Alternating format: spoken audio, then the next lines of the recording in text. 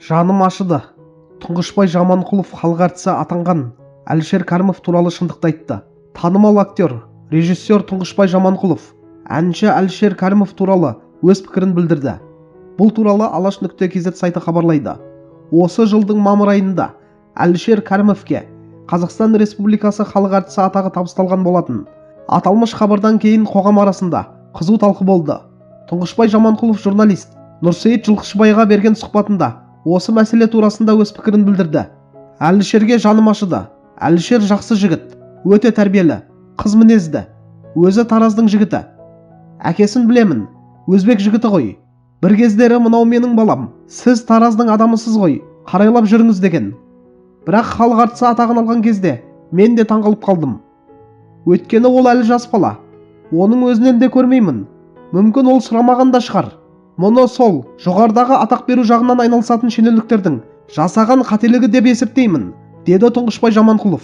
Құрметті көрермендер, мына жаңалықты оқып отырып, екі түрлі сезімде қалғаным рас. Бір жағынан Әлішер Кәрімовті көпшілік талантты, мәдениетті, сахна әдебін сақтайтын, өнерге адал әнші деп біледі. Расымен, оның өнер жолындағы еңбегі және өзін ұстау мәдениеті талай жасқа үлгі боларлық. Екінші жағынан, халық әртісі атағы қазақ өнеріндегі ең жоғары құрметтердің бірі.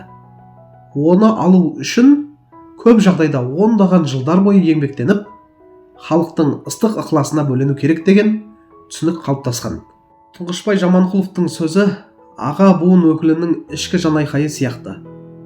Ол Әлішерге жамандық тілемей, керісінше оны жақсы көретінін, сыйлайтынын айтып отыр.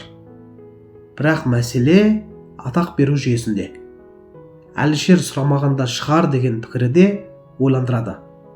Бұл жерде өнерпаздан гөрі шешім қабылдаушы тараптың әрекеті сөз болып отыр. Қоғамда да осы мәселе жиі талқыға түседі. Атақ пен марапат шын еңбектің бағасы болуы керек пе? Әлде саяси, имидждік қадамдардың бір бөлігі ме?